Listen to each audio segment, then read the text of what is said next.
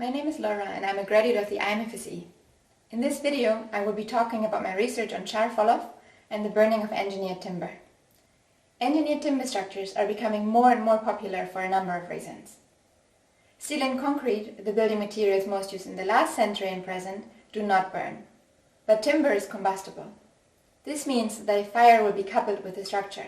The fire weakens the structure adds fuel to the fire. Consequently, the use of timber poses challenges in modern and especially in high-rise buildings. We must understand exactly how timber reacts in fire. At 60 degrees Celsius, timber starts to lose structural capacity, becomes weaker and can carry less and less load.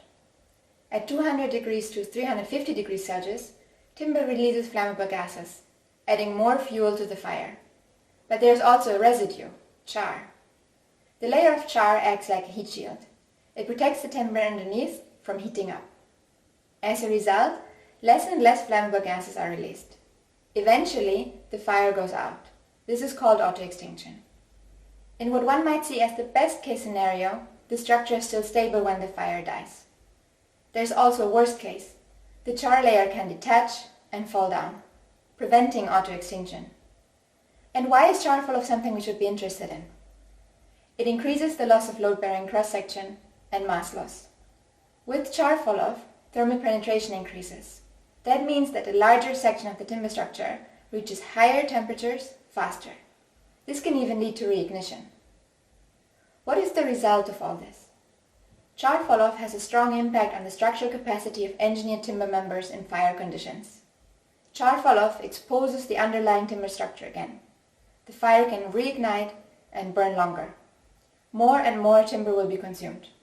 Ultimately, the whole structure can collapse, endangering anyone in the building, occupants and firefighters, and increasing financial losses and environmental damage immensely. And does this matter? Is it even likely? Yes, it is. Every timber column that I tested experienced char fall-off. So it is clearly important to account for char fall-off in the design of timber structures. To be able to do that, we first need to understand char fall-off. But with the research performed to date, we cannot understand, let alone predict char fall-off. So we tried to prevent it instead. We attached one thin layer of glass fiber mat to the surface of the timber.